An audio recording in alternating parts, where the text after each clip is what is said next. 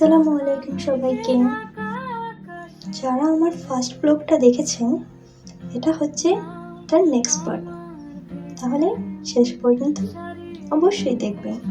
First ব্লগটা যেখানে শেষ হয়েছিল, মানে যে কলেজে আমরা গিয়েছিলাম তার পাশেই একটি সুন্দর রাস্তা ছিল, আর রাস্তাটা ছিল ট্রেনের রাস্তায় যাওয়ার আগেই একটা সুন্দর নদী দেখতে পাই। তো আমি আর আমার ফ্রেন্ড অনেকক্ষণ সেখানে দাঁড়িয়েছিলাম।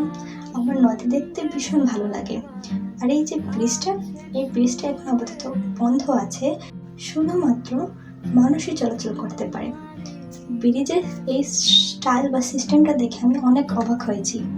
একটুখানি জায়গা, এই দিক দিয়ে দুইজন মানুষ কিভাবে যাবে, আমি এটা সম্মুখীন হই, কিন্তু আমি ক্লিপটা নিতে ভুলে গেছি। যাই হোক, ব্রিজটার একটু সরু জায়গা মাত্র, যেখানে একজন যদি যায় অপর পাশ থেকে আরেকজন আসতে পারবে না, এরকম। তারপর আমি এত বড় হিল পড়ে গিয়েছিলাম, আমি তো জানতাম না যে আমি এরকম ব্রিজে উঠবো বা এরকম হবে। তো আমার অনেক কষ্ট হয়েছে, রাস্তা দিয়ে হাঁটতে আমার অনেক ভয় লাগছিল, যদি আমি পড়ে যাই পড়লেই, এক তো সাঁতার জানি না, পড়লেই শেষ। কিন্তু ব্রিজের অপর পাশে অনেক সুন্দর ভিউটা, অনেক সুন্দর, আমার অনেক ভালো লেগেছিল।